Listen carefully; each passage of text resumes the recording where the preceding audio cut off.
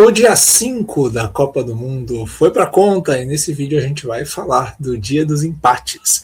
Afinal de contas, por que a Espanha empatou com Cabo Verde? Por que a Bélgica empatou com o Egito? Por que a Arábia Saudita arrancou um empate do Uruguai? E também vamos falar do empate do jogo divertidíssimo, né? Quem não viu, perdeu, né? O Irã e Nova Zelândia. Você está no canal Miguel Fortunato, Futebol de Seleções, seu lugar para ficar bem informado sobre as coisas da Copa do Mundo. A gente está aqui falando semanalmente de Copa há muito tempo. Quem está aqui é muito bem-vindo sempre e quem está chegando também, por isso peço like, peço inscrição. E também que você assista o vídeo até o fim, deixe a sua opinião, afinal de contas aqui é um espaço para a gente poder registrar nossas opiniões sobre o que a gente está vendo na Copa. Vamos começar então com, não sei se é a grande zebra do dia, é a grande zebra do dia, né? Porque os outros dois empates eram mais previstos, né? Eram mais previstos, tinha mais equilíbrio. Então aqui é a grande zebra, com certeza, porque a Espanha é a grande favorita para ganhar a Copa, na minha visão, né? Numa lógica, a Espanha é a favorita, nem sempre dá a lógica. E Cabo Verde estreando em Copas, né? E eu até falei na simulação, né, que Cabo Verde não tinha experiência de enfrentamento contra o adversário desse nível. Até o Bubista deu uma entrevista recentemente falando: a gente não tem condições de pagar o cachê para jogar um amistoso contra uma seleção de um gabarito muito alto, então a gente não consegue ter esse nível de enfrentamento.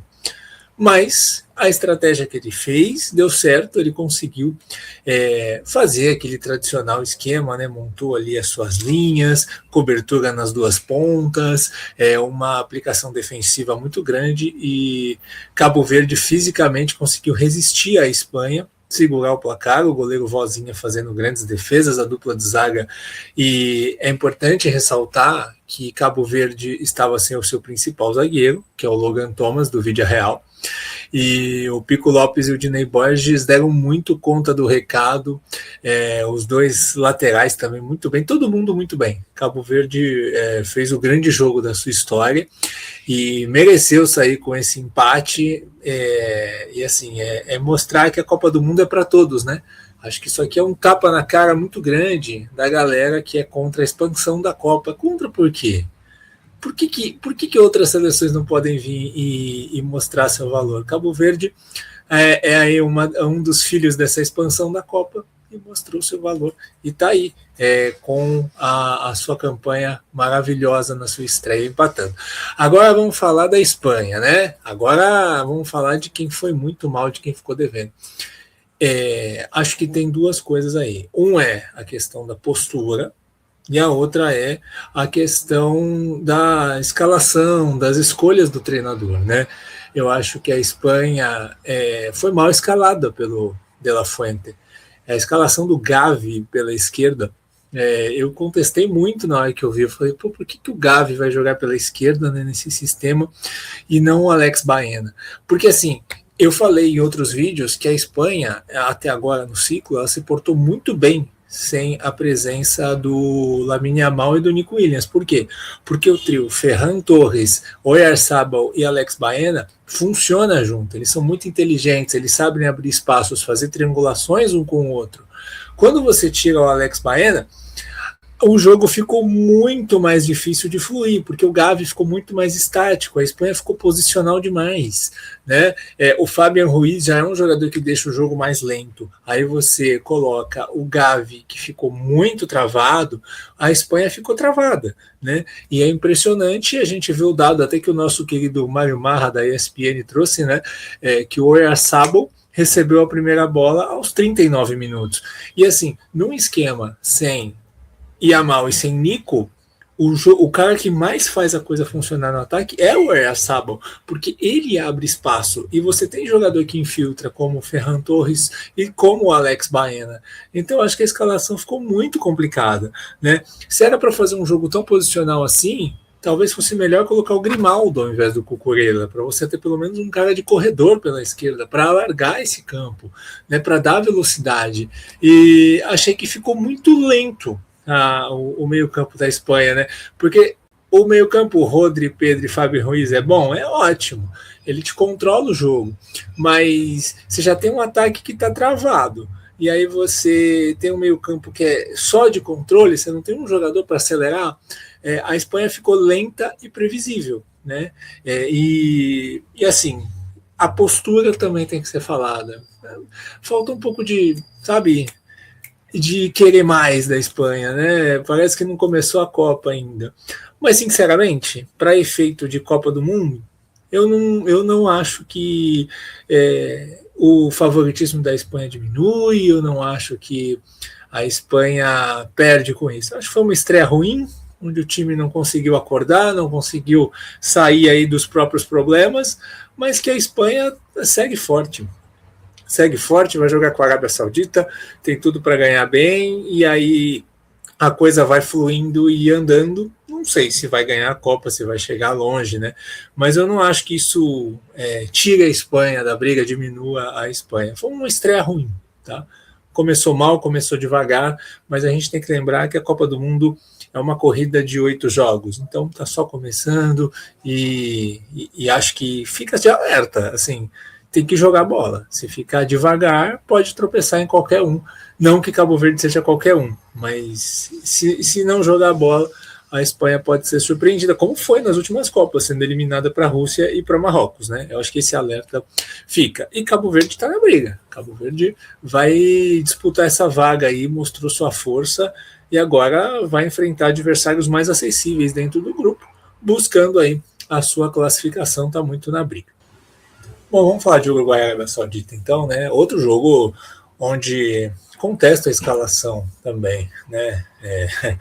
Hoje é dia de cornetar os favoritos, né? Porque assim, o Darwin Núñez lá no Al Hilal, ele não joga há muito tempo, o cara que está sem ritmo de jogo, não está conseguindo exercer bem seu futebol, né? Ele está muito abaixo do que ele já foi. E o Vinhas é um cara que era do León do México, não teve espaço, foi emprestado por Oviedo da Espanha, segunda divisão da Espanha, um jogador muito limitado, né? E então o Uruguai tem essa carência na função de centroavante, ele coloca os dois. Eu acho que na falta de um centroavante bom, o Uruguai põe dois.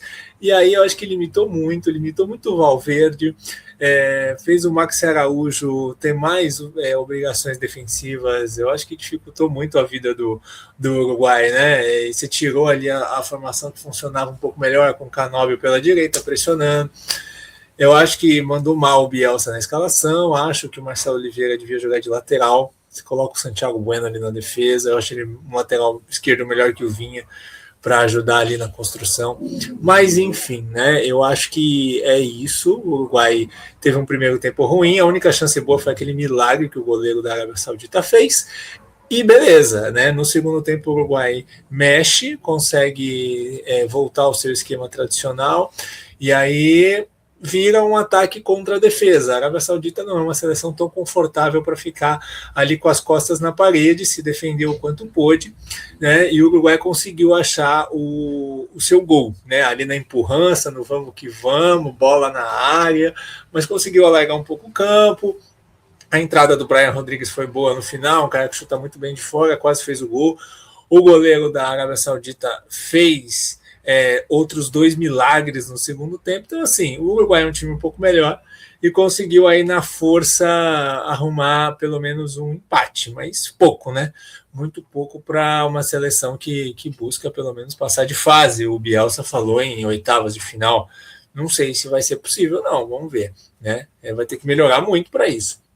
Do lado da Arábia Saudita, eu acho que o técnico grego foi bem, o Georgios Donis, ele foi bem, conseguiu fazer o time competir, né? Deu um pouco mais de estabilidade defensiva do que o trabalho anterior do Renan. Acho que fez algumas boas mexidas, né? Como colocar o Nasser no segundo tempo para fechar o meio no lugar do Al Juair. Eu só acho que ele devia ter tido um pouco mais de peito, e eu entendo que um técnico que chegou agora pode ter um pouco de receio de tirar o capitão camisa 10, melhor jogador do time. Mas o Salem Al-Dassari, ele enterrou o time no segundo tempo, né?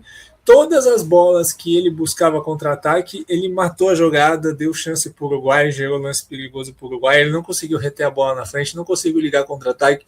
Então, assim, ele estava cansado, ele não estava bem no segundo tempo. Então, assim, se ele tivesse tirado o Salem, botado algum outro jogador com mais velocidade, talvez a Arábia Saudita pudesse ter retido um pouco mais a bola no ataque e criado mais situações, né? Eu achei que mandou um pouco mal, mas repito, entendo que para quem está chegando agora, você mexer com o grande líder da seleção pode ser complicado. Vamos com Bélgica e Egito, e aqui tem corneta de novo, né?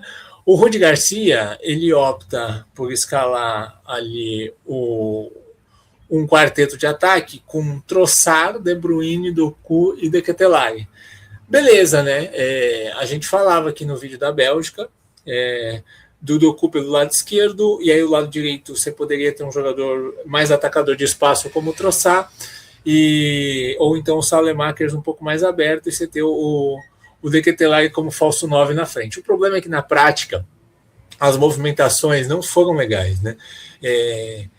O Doku ficou pouquíssimo tempo ali pela esquerda, foram poucas ações. Ele começou ali pelo lado esquerdo, depois ele foi para a direita, ficou muito tempo jogando de meia, e aí o De Bruyne aberto, não funcionou essas movimentações, né? Porque assim, qual que é o grande tchan da Bélgica, né? Que a gente falava aqui no pré-copa, é você agregar do lado direito, você criar situações ali onde você empurra a zaga para o lado direito, e aí do lado esquerdo você criar situações onde o Jeremy Doku tenha um contra um para gerar espaço, porque ele é o principal jogador do time.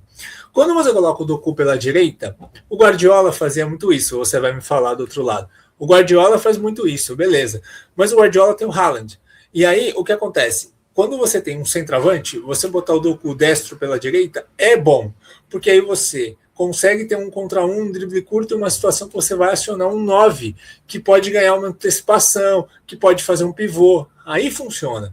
Só que quando você tem o De Ketelaere, que é um gerador de espaço e que ataca muito mal o espaço, não se impõe dentro da área, o Doku aberto pela direita vira um desperdício, né? E o Doku pelo meio é pior ainda, porque ele driblava e não tinha espaço para arranque de progressão, como ele tem pelo lado esquerdo, né? O helicóptero passando aqui em cima concorda. Então é isso. Eu acho que ele poderia ter feito coisas melhores. Ele buscou ali no segundo tempo colocar o Van Aken no final, e aí o Van Aken estava aberto pela esquerda. Eu achei uma bagunça a Bélgica, tá? Por outro lado, o Hossein Hassan foi muito bem. O Hossein Hassan fez a coisa que o Arne Slot deveria ter feito na temporada do Liverpool, né? Tirar o Mo Salah da ponta. Por quê? Porque o Mo Salah, ele deu todas as mostras nessa temporada que ele está no momento físico da carreira de transição.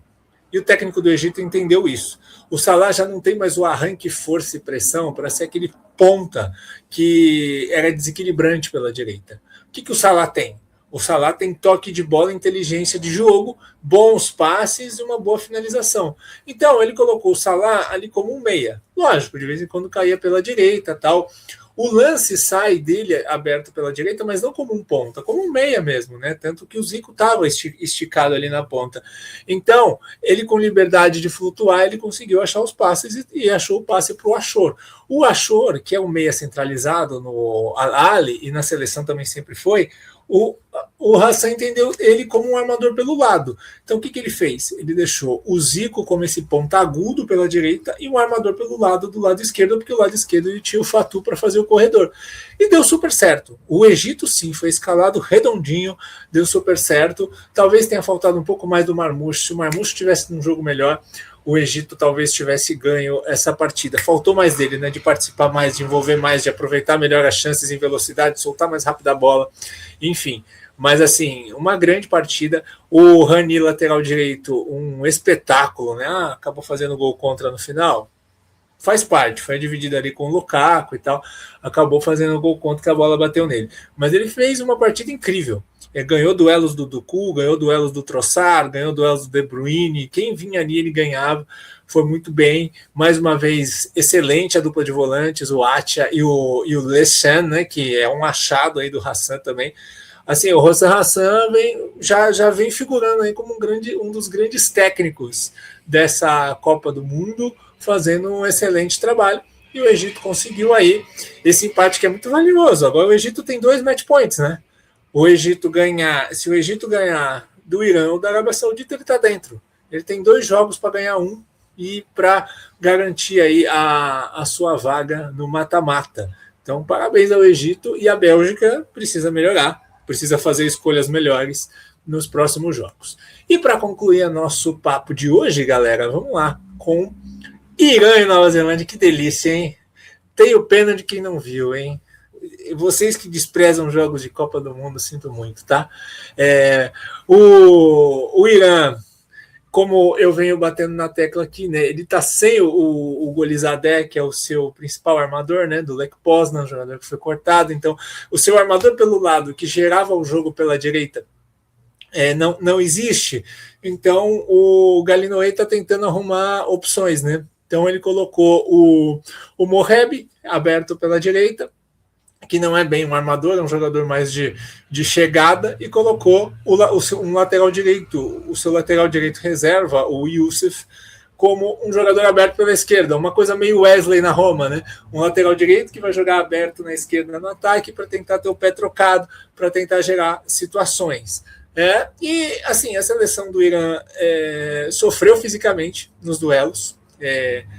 Não sei o quanto que todo esse problema atrapalhou o Irã nessa preparação, né? E o Irã está tendo que viajar em cima da hora, não está conseguindo se habituar direito ao estádio, ao gramado, ao lugar.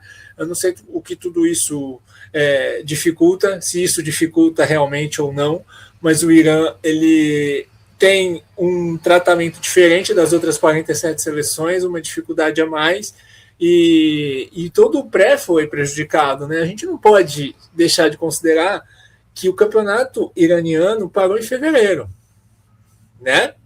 Então, enquanto está todo mundo jogando com ritmo desde então, os caras do Irã não estão. Então, é tudo muito mais difícil, né? E assim, eu achei que o Irã sofreu muito fisicamente nesse jogo. Muitos duelos físicos com dificuldade. É um adversário, a Nova Zelândia, de imposição física, né? E os 2 gols saíram assim. O Chris Wood protegendo, ganhando, né?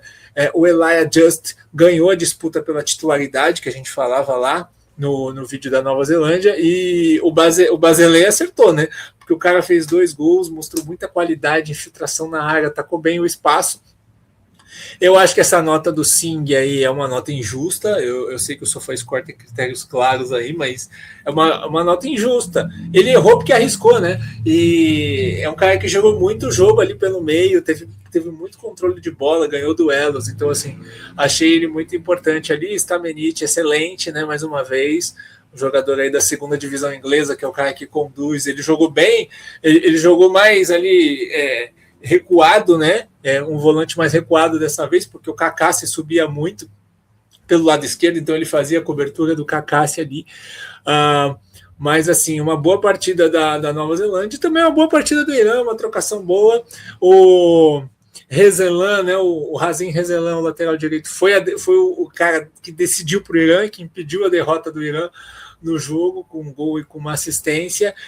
Então, assim, um grande jogo, 2 equipes que lutaram muito e que estão aí, se vacilarem, elas vão disputar essa vaga aí no mata-mata. O Irã tem o jogo contra a Bélgica agora, que é um jogo que o Irã vai poder ser muito mais Irã, né? Ficar lá atrás se defendendo e buscar aí opções de contra-ataque, enquanto que a Nova Zelândia vai encarar o Egito. E vai ser muito interessante ver esse duelo. E a gente não pode deixar de falar, né? O maior tempo de vencibilidade aí, né? Nova Zelândia entrando para os recordes, né? A Nova Zelândia não perde jogo de Copa desde 82. Ela perdeu seu 3º jogo na Copa de 82, foi eliminada. Em 2010 foi eliminada sem perder e não perdeu ainda. Então a Nova Zelândia está aí muito bem no quesito não perder em Copa do Mundo. Vamos ver se consegue manter nos próximos jogos. Certo, gente, é isso. Então esse foi o balanço do dia. Quero saber a opinião de vocês sobre os jogos desta segunda-feira. Um grande abraço e até a próxima.